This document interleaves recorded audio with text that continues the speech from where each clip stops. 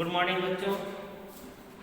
Class 7 आप पढ़ रहे थे सेकंड पार्ट, जिसमें हम आपको पढ़ा रहे थे विटामिन।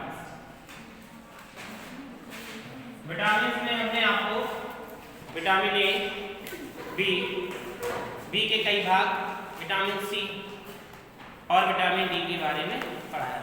आज हम आपको पढ़ाएंगे विटामिन ई और विटामिन के कि विटामिन ई की कमी से कौन से रोग हो जाते हैं।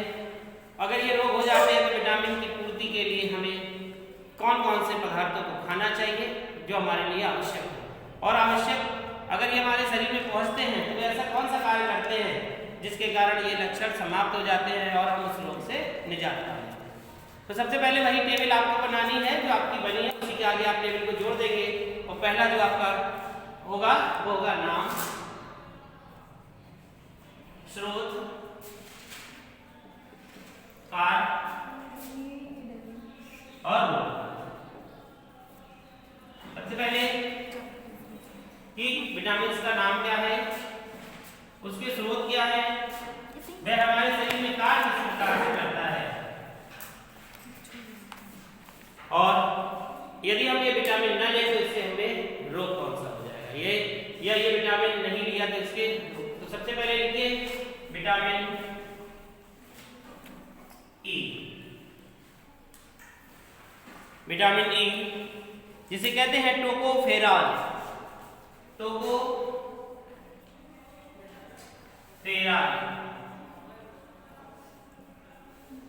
टोकोफेराल विटामिन ई का नाम है टोकोफेराल।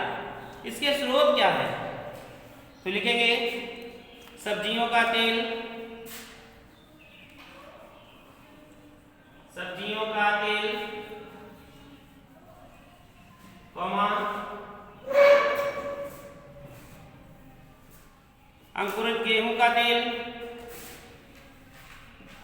अंकुरित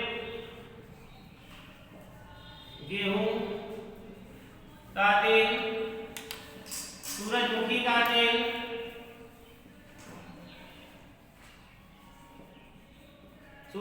का तेल, आदि, वनस्पति वसा।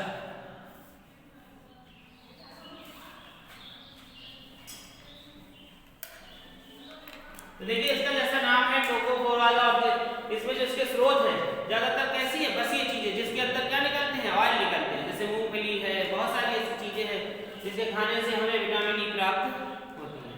इस सब्जियों का तेल है, अंकुरित गेहूं का तेल है, सूरजमुखी का तेल है, वनस्पति वसा, मूंगफली भी आ जाती है, अखरोट भी है, गरी भी है। गरी का देखिए नारियल का तेल कहाँ यूज किया जाता है, बालों में किया जाता है, और इसका जो रोग है वो भी इससे रिलेटेड है, यानी कि बालों का झड़ना, बालों का सफेद होना, किसके कारण, विटामिन ई के कारण। एक रोग और है जिसका नाम अभी हम बताएंगे आपको, वो क्या होता है, जननांगता में कमी आ जाना, बांझपन रोग हो जाना, ये भी विटामिन ई की कमी के कारण होता है। तो अब इसके कार्य लिख लीजिए कि इसके कार्य क्या है। अगर हम ये चीजें खा लेंगे हमें ये प्राप्त होगी, हमारे शरीर में इसका कार्य क्या होगा, लिखेंगे प्रतिऑक्सीकारक की तरह ये प्रतिऑक्सीकारक की तरह कार्य करते हैं।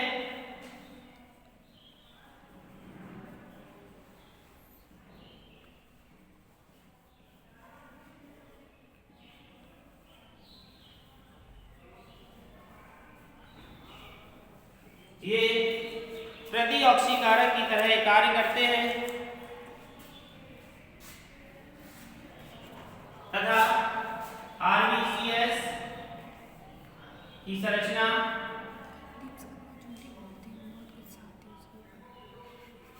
एवं पेशियों को संभालने का कार्य, पेशियों को संभालने का कार्य तथा प्रजनन अंगों के समान प्रजनन अंगों का समान कार्य करना।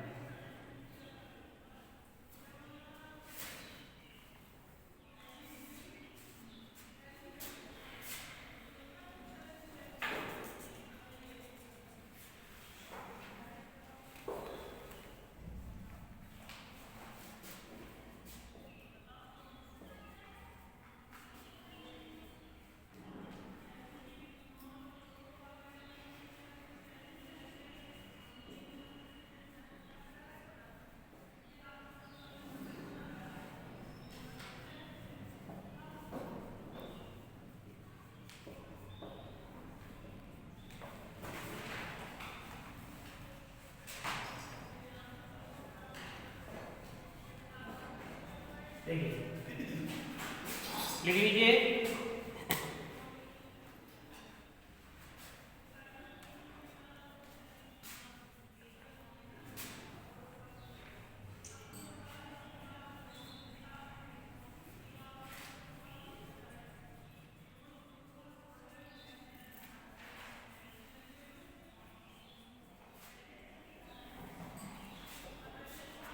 देखो विटामिन ई जिसका नाम है टोकोफोरा, और जिससे अगर ये विटामिन हमारे शरीर में किसी प्रकार से कम हो गई तो हमें रोग क्या होगा, जनन शक्ति का कम होना, ठीक है, जननांगता में कमी आ जाएगी, जिसमें बांझपन रोग हो जाएगा, बालों का झड़ना व सफेद होना, रक्त अल्पता यानी कि खून की कमी भी होगी और पेशियां कमजोर भी हो जाएगी। तो ये जानते हैं कि बांझपन क्या होता है? बांझपन होता है कि जो स्त्री मां नहीं बन पाती है, यानी कि वह बच्चे को जन्म नहीं दे सकती। क्यों? क्योंकि उसकी जननांगता में कमी हो गई है। उसमें जो क्या बनेंगे, अंडे बनते हैं, अंडाशय से जो अंडा बनते हैं, तैयार होते हैं, वे अंडे क्या होंगे, नष्ट हो जाएंगे या बनेंगे ही नहीं। तो जब ये बनेंगे नहीं तो जब स्पर्म जब इस पे आएगा, टकराएगा, तो वह गर्भधारण नहीं कर पाएगी। तो यही सबसे बड़ा कारण होता है कि विटामिन ई के कारण स्त्रियों में तथा पुरुषों में भी बांझपन हो जाता है, उनके स्पर्म खत्म हो जाते हैं, जिसके अंदर पुरुष भी बांझ हो सकता है, स्त्री भी बांझ हो सकती है, दोनों हो सकते हैं। अब देखिए बालों का झड़ना व सफेद होना भी इसी के अंतर्गत आता है। कुछ लोग यूज करते हैं, जैसे बाल उनके झड़ रहे हैं या सफेद हो गए हैं तो विटामिन ई के कैप्सूल आते हैं, वो विटामिन ई के कैप्सूल भी खाते हैं, या विटामिन ई के कैप्सूल को लेके वो बालों में लगाते हैं, तो इस प्रकार से विटामिन ई की कमी को भी पूरा करते हैं। और जैसे ये है, आप सब्जियों का प्रयोग करके भी विटामिन, इसमें सब्जी भी आती है, हरी सब्जियां, रक्त अल्पता, आपकी हरी सब्जी में क्या होता है, कैल्शियम होता है, मिनरल्स होते हैं, लौ होता है, आयरन होता है, पोटेशियम होता है, तो वो सारी चीजें भी मिलेगी, जिससे आपकी क्या है, ये कमी पूरी हो जाएगी, रक्त अल्पता, खून की कमी। और पेशियां जो कमजोर है, जब कैल्शियम, जब आपकी पेशियों को क्या मिलेगा, कैल्शियम मिलेगा, आयरन मिलेगा, फास्फोरस मिलेगा, तो आपकी पेशियां कैसी हो जाएगी, मजबूत हो जाएगी। ठीक है, आप इसे नोट कर लें, समझ में आ गया सभी को विटामिन ई। अब इसके बाद लिखेंगे विटामिन के। विटामिन के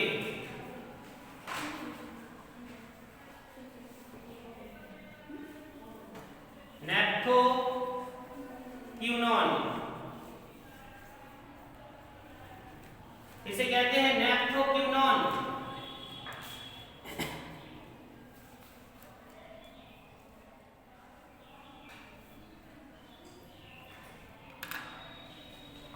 देखो ये जो बीमारी है विटामिन के, बहुत खतरनाक बीमारी है। इसमें रोग होता है हीमोफीलिया। इसके रोग का नाम क्या है, हीमोफीलिया, जिससे रक्त का थक्का नहीं होता,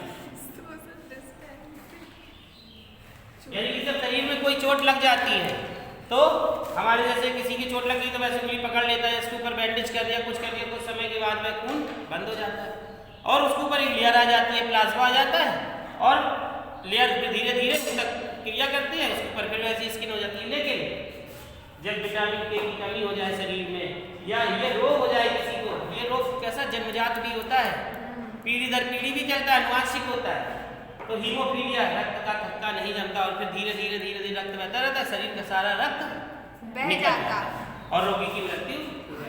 तो विटामिन के नेप्थोक्विनोन, इसके लिए जरूरी क्या है कि क्या खाएं, लिखेंगे पत्तेदार सब्जियां, अंडे, फल, इसमें भी लिख लेना।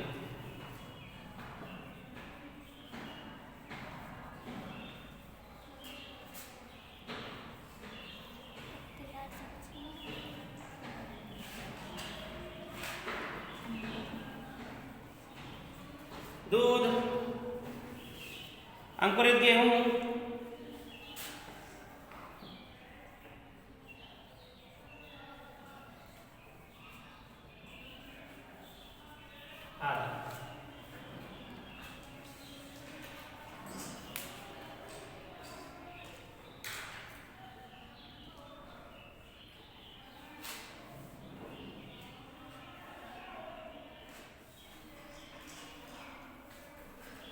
इसका कार्य क्या है?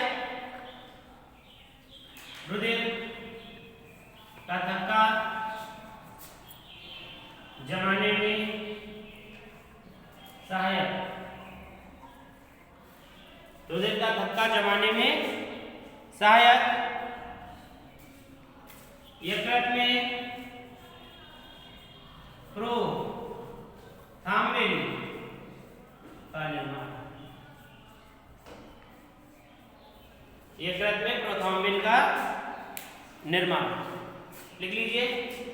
तो देखिए जो विटामिन के है नेफ्थेक्विनोन, इसमें पत्तेदार सब्जियां, अंडे, फल, दूध, अंकुरित गेहूं, ये सारी चीजें इसके लिए कैसी होती हैं? सहायक होती है। इसमें बीजाणु का संश्लेषण भी किया जाता है। जब कभी ये चीजों से फायदा नहीं मिलता है तो डॉक्टर क्या करता है? सिरिंज के द्वारा बीजाणुओं का संश्लेषण शरीर में पहुंचाता है, जिसके द्वारा ये विटामिन के की कमी पूर्ति हो जाए। तो इसमें रुधिर का थक्का जमाने में सहायक होती है सारी चीजें। यकृत में प्रोथ्राम्बिन का निर्माण होता है। तो इसमें बीमारी हमने आपको बताई है कि हीमोफीलिया बीमारी होती है। इसमें रक्त का थक्का नहीं जमता, यानी कि रक्त का स्त्रावण होता रहता है, रक्त पर निरंतर बहता रहता है। आपने सुना होगा रानी विक्टोरिया, एलिजाबेथ की रानी विक्टोरिया, उनके पौत्र को हुई थी, यानी कि नाती को हो गई थी ये बीमारी। और ऐसे कई, लेकिन ये पूरे विश्व में लगभग 5% ही ये बीमारी होगी, ज़्यादा फैली नहीं है। तो पूरे विश्व में और भारत में लगभग 1% या 2%, इतने परसेंट ही ये बीमारी होगी। तो ये सारे विटामिन जो थे आपके सभी को समझ में आ गए होंगे।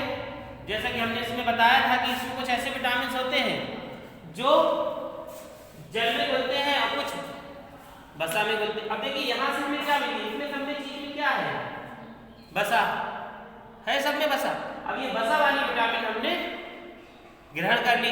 अब हमारे शरीर में क्या है? जल। तो क्या उसको मिलेगी? तेल और पानी को हम मिला दे तो क्या मिल जाएगा? नहीं मिलेगा ना।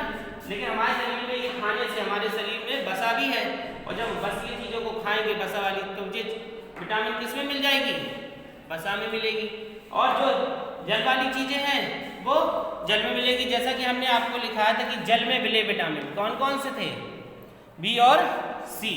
बी और सी विटामिन थे, वो जल में मिले थे। तो अब बी और सी हो गए, तो बचे कौन से? हमने आपको बताया कि विटामिन कौन कौन से हैं? ए, सी, डी, ई, के। और ये तो निकल गए किसमें? जल में। अब ये बचा तुम्हारा ए, बी, ई, के। ये किसमें है? बसा। आप देख सकते हो बसा किसमें आई? के। टी में आ गई। ये देख सकते हैं के में। तो आपके पास अगर ये बहुत क्वेश्चन आता भी है, एक नंबर पे आ जाता है कि जल में घुलित विटामिनों के नाम बताओ, बसा में घुलित विटामिनों के नाम बताओ। तो जिसका नोट ना हो वो नोट कर ले, बाकी हमने पिछली क्लास में ये लिखा चुके हैं। तो ये आज आपके विटामिन भी कंप्लीट हो चुके हैं। नोट कर लीजिए सभी लोग, आप लोग। अंकुरित गेहूं होता है, जैसे ये अल्टरनेट प्रक्रिया चलती है, जैसे चने होते हैं, मूंग की दाल होती है और गेहूं। तो इनमें क्या करते हैं, जैसे आज हमने इसको फुला दिया और फुलाने के बाद क्या होता है कि कल हमने उसे नहीं खाया और पानी से निकाल के हमने कपड़े में लपेट के इसे रख दिया, और रखने के बाद हम जब से तीसरे दिन में खोलेंगे तो उसमें छोटे छोटे से रेसे निकल आएंगे, वह अंकुरित हो जाएगा, उसमें 4 गुना शक्ति बढ़ जाएगी। जैसे हमने चने लिए यहाँ पे पहले दिन, और ये हमने एक पात्र में रात में इसे रख दिया, यानी ये पहला दिन। दूसरे दिन इस चने को हमने क्या किया, बाहर निकाल लिया और इसे एक कपड़े में रख दिया। कपड़े को क्या कर दिया,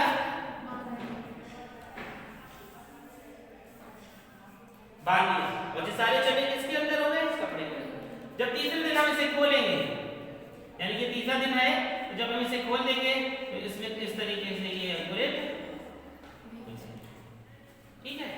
तो कुछ लोग इसे नमक डाल के खाते हैं, कुछ लोग कच्चा खाते हैं, कुछ लोग इसे तल के खाते हैं। तो जो इसमें शक्ति जो जो फुले के चने खाते हैं इसमें शक्ति कितनी थी 10%, और दूसरे दिन जब हमने इसे दूसरे दिन तीसरे दिन खाए तो इसमें शक्ति कितनी आ गई 50%, यानी कि 4 गुना शक्ति बढ़ गई।